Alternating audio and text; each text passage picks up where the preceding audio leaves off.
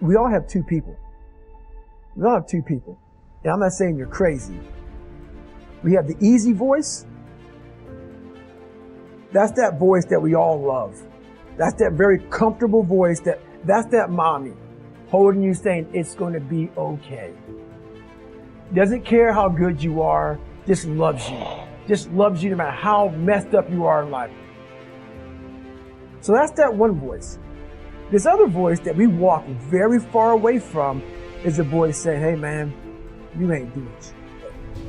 So we try to get this voice out of our head completely. And we live over here in this land. So what you have to do first is turn up this voice over here. The voice saying things to you that aren't nice. That it's in our head saying, you know what, man, dude, you're not doing shit. I'm not saying to put yourself down.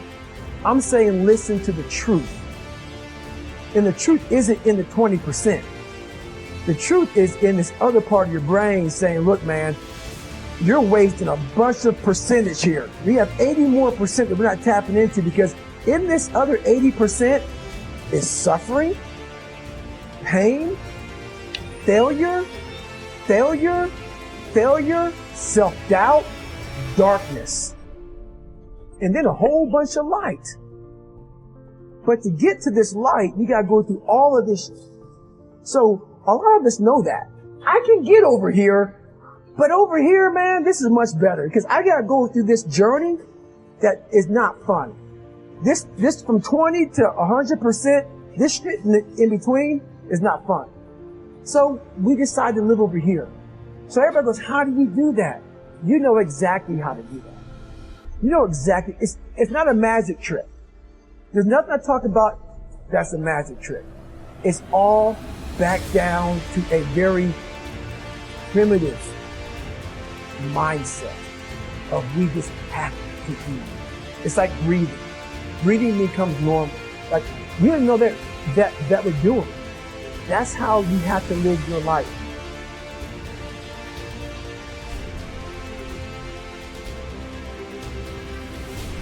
When that alarm clock goes off at 4 or 5 in the morning, your mind says no. You just say, this is what we do. It's what we do now. Because to get to where you want to go, the amount of pain involved, I'm not saying physical, I'm not saying you got to break yourself off. The amount of mental pain of how many times you're going to have to do something that you don't want to do to get to where you want to go. And I was 297 pounds and I was fat as hell trying to be a Navy SEAL. The scariest thing in the world to me, even to this day, was that could have been the rest of my life. I thought then I was trying hard. That's the scariest thing in the world. I thought then, 297 pounds, working for Ecolab, spraying for cockroaches, making $1,000 a month.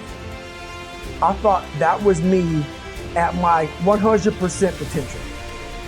Come to find out, a few years later, I wasn't anywhere near that. 106 pounds less, graduated Navy SEAL training, went on to do all these other things. Looking back on that, that was me trying hard.